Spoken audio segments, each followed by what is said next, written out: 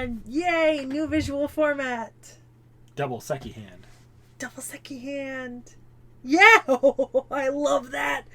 Oh man, I really got that angle like perfect. Like you perfected that. Like it's not exactly perfect, but like damn. Okay, well that's how close we are to one another. But this felt like, because this way I can actually kind of face you, and we don't have to be. Get out of my space. Ugh. Anyways, so I've actually been able to kind of banner the title of this, but I had Nick Nack read The Abandoned Empress, volumes 1 through 3. So this is not all the volumes I have. I actually have the first 5 volumes currently, but 3 seemed like a good, like I didn't want to make you read too much, you know what I mean? Like I didn't want to force you to read like 5 volumes. I mean, if you didn't want to make me read too much, you kind of... Shut up. So this was originally turned into a webtoon, right? Like copyrighted in 2017. The English translation in 2021. So these have actually been coming out for a while. Longer than some of the other stuff I've had you read. I just didn't buy these until recently. I had read this on some sort of Tortuga-esque site. A couple... back in 2021, actually. When it first started coming out as a webtoon. And I remember I got caught up to it. And then I stopped reading it. And then I tried again, and then I got caught up to it, and then I stopped reading it. And then I eventually just decided to buy them, like a couple months ago. So I now own the first 5. I've got a pre-order out on volume 6 and 7. It is a completed story. So this is not ongoing. It is completed. And I will say, based on some of the discussion that I have seen online, and keep in mind, I did not go searching for discussion. I simply read it when I found it. This is one of the more well-regarded and balanced royal reincarnation, royal transmigration stories that has been written. And I believe I would attribute at least part of that to this coming slightly before the explosion of the genre. Much like when sometimes I say that the slightly older isekais that came before isekai exploded as a genre with hundreds of stories basically doing the same thing. This is similar. And I actually really enjoyed reading this as a book. I think week to week this one wasn't a good fit with me because it does move quite slowly, right? Like that's why I thought 3 volumes was a decent... At least you got to meet all the main characters in 3 volumes and get to know them. It could be that this has the same problem with the web... Because this was a web novel originally too, wasn't it? Yes. It could have the same problems Accomplishments of a Duke's Daughter. Mm-hmm. Yeah. So... But actually, I feel like each one of these gets more done than the first manga. Because the manga is even slower. Like, webtoons actually... In my experience, webtoons are not actually that far off the pacing of the novel. Like in the case of Solo Leveling, it's not that far off. I mean, it's the same exact material. It's just the... Yeah. Like, for example, so Solo Leveling is completed, right? The webcomic and web novel. The webcomic's actually less chapters than the web novel. I mean, the chapters take up more space because it's visual, but yeah. So, how did you... Well, I get a basic synopsis for those of you who haven't read The Abandoned Empress.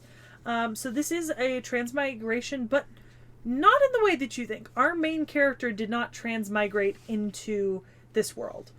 Our main character was essentially the victim, like the unintentional victim of a transmigration, who is a separate character, and then she got like reborn back to when she was a child. Technically, this is an isekai.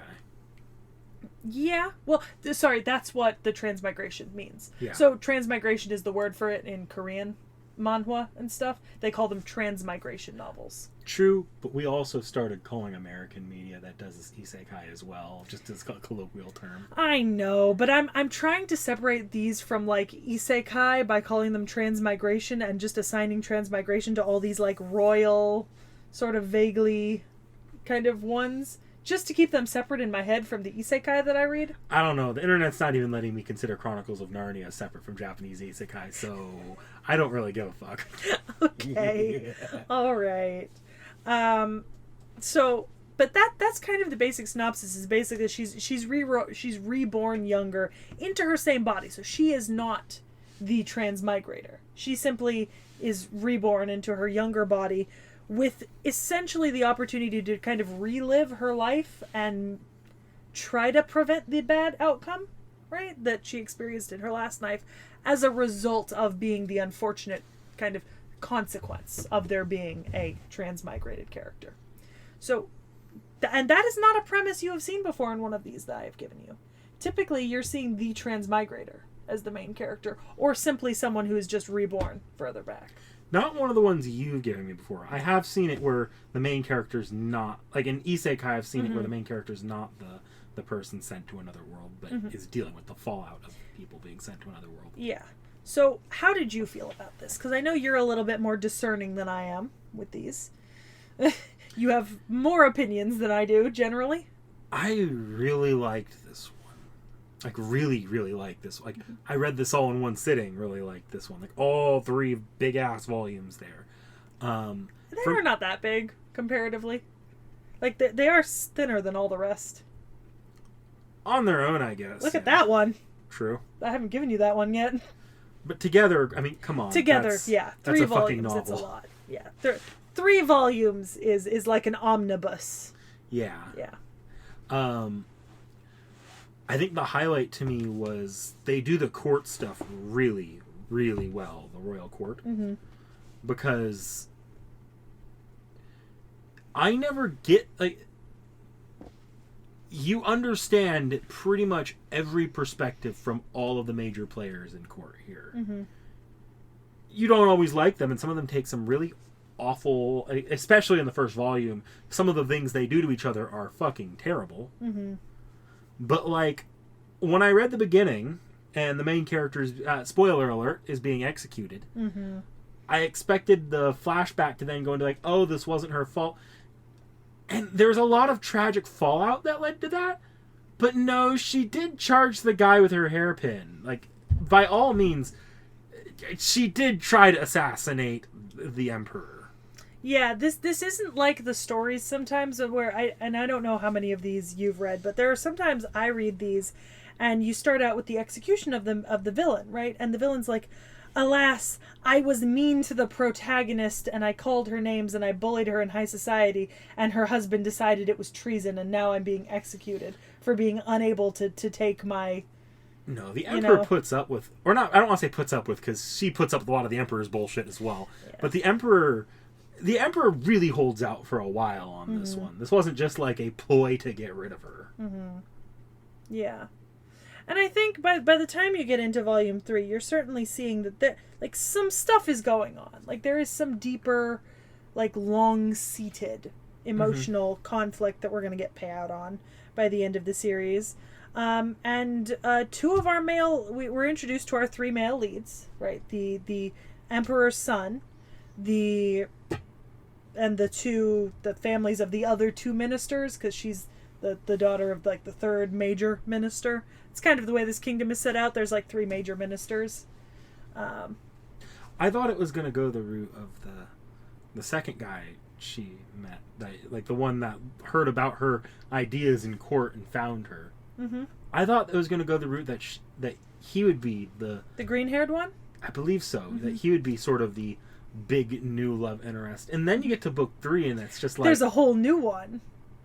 Maybe not a whole new. I don't get a love interest the red thing. One. Yeah, I get maybe like a one-sided thing, but I don't get the a love interest vibe from their relationship. Yeah. Whereas the first one I did, but then you get like big character reveals come book 3. There's also some like and you know, maybe, you know, I'm saying this is a 21st century woman. There's some yikes on trikes from Mr. Green-haired man. Like this boy is not no. Yikes on trikes. He is hiding that very well. It's just it's interesting when the true colors start to come out in some of these characters. Yeah, I think that this series does that really well, and I think certainly I'll have you read the next 2 books in a batch because I have both of them. But honestly, I also like that. I kind of like that her way to change all of this is to just fully change what she intends to do with her life. Just like reset from zero. I'm going to learn the sword. I'm going to take over my own family. I'm going to become independent, and I'm just never going to have to deal with this again, right? Which good for her, rather than let me suck up to, the person who executed me, or let me pretend to be, let me be nice and hope that no one kills me. No, she is taking active steps to change the direction of her life and change her relationships with people like her father who are important to her. Her response to the Emperor and the isekai protagonist, I'm just gonna call her, ending up together, isn't to like, I'm going to spend my next life trying to get revenge on them. No, it's, I'm going to stay the fuck out of the way as best I can. And I'm not just going to do that by being lazy or marrying someone else. She's that I am going to make the best of myself as a person. Like, I am going to achieve the highest I possibly can, and then I'm going to strive for more. And I really admire that in her. I think I like that she's more of a go-getter than a lot of the other protagonists I read, who do often rest on their laurels. I don't want to say that as nice people now that they've been in reborn. defense of the other generic protagonists, which I have railed against. It never feels like they're not go-getters. They always usually are doing something. Like, go to Katarina. Katarina fucking did a lot. True. The problem is, it felt kind of coincidental to the story. Like, oh, now I'm farming. Now I'm starting a business. Yeah, whereas it feels like in a lot of other ones, they change their fate by simply changing their behavior. Anything else they do is incidental. Aristia, because that's her name, it's not so much that she changes her behavior as she just decides to take her life in a different track. She's like, this was what I did in this life. I'm not doing that now, and I'm going to be as diplomatic as possible to achieve a different outcome. But she doesn't fundamentally change her personality, and I think that's because she's not the transmigrator. Because often, when you're talking about these and the fundamental changes in the personality of the villainess, it's because it's a totally different person who's read the story from an outside perspective or just doesn't want to die. In this case, this is just someone who lived her life, died, and is now reliving her life in a different way. I also find the Emperor to be a much more fascinating character than I thought he would be going into it. Because it seems like he definitely has political machinations going on. Like, he has a goal, he knows what he wants, but he's willing to listen and compromise. So long as he ends up good politically. He seems like he's not being written as the shitbag you're introduced to. No. Especially once you actually go back in time. It becomes it seems like it's becoming a lot more evident that there's a lot of that sort of resentment for her. Which was there before the transmigration happened. Yeah. But a lot of that came from it seems like from being kind of forced into that situation. Which I've seen the opposite in a few of these novels where sometimes there's the scene where the prince breaks up with the villainess, and the villainess is like, thank fucking God, I've spent the last 7 years of my life being trained as the future empress to be, and I fucking hated it, and you for making me do it. I get it. Like, if you're groomed and compared to someone constantly growing up, because like they knew they were going to marry from a young age, and he was constantly being compared to her and told he was going to marry her. He had no choice in the matter. So I can understand why when a new woman comes in and he has he was able to make a different choice and he chose to marry this other woman. Because he actually had a fucking choice there. Yeah, like I kind of feel bad for him in a way that doesn't excuse like one particular thing he does in that first volume. No, it absolutely There was one thing that was particularly shitty in that first volume. Yeah. But like beyond that particular action, he is a very surprisingly understandable character for me. Like a lot of it seems to just be frustration. Like he's being basically, because the entire thing, and this is literally stated in the plot, that God, or goddess, I think, actually, literally came and just said, I ship it, and then forced that along. Yeah, which is not a great way to kindle any relationship. No. Let alone this one. But yeah, I and here's the thing. I have also not read past book 5. That's about where I stopped when I was reading it. So book 6 for me will be new. I do not know how she ends up or who she ends up with. I do not know how this story goes past that because I stopped reading at a certain point online. So it's going to be a surprise for me too when we get to book 6. Okay. Yeah. I will be on par with you at that point. I don't think she ends up with green-haired guy. He's giving me major twist villain vibes. He's giving me like, is behind something bad happening later. I'm also waiting for Miss Isekai to turn back up in the story. Because she will turn back up. Like, she has to. So, yeah. And I'm curious about that because will Miss Isekai also remember that this is the second time around?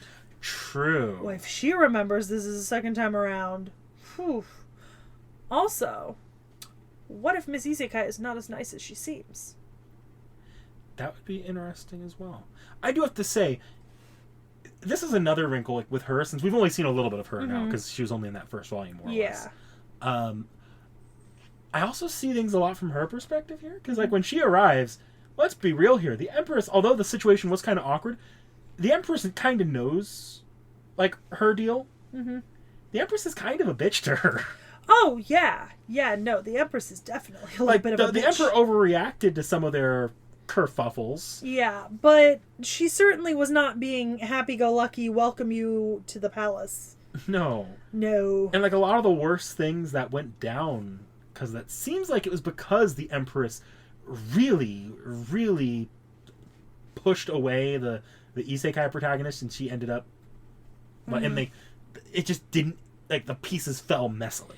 Yeah, which, I mean, I can understand why the Empress would not be super psyched about... I'm not saying I don't understand the Empress's perspective either here. Obviously, we do. Everyone's kind of at fault in the first chapter. Like, no one is really the villain or the...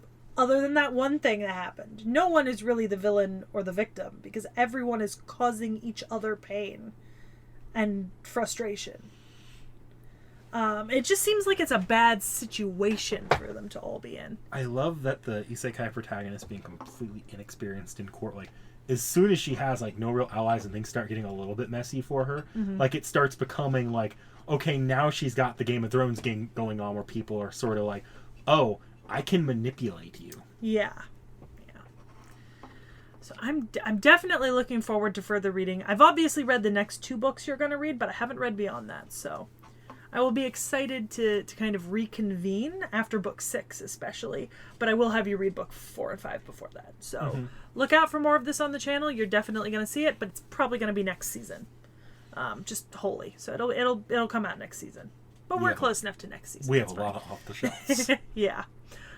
So like, comment, subscribe, drop the names of anything you'd like us to add to our reading list in the comments.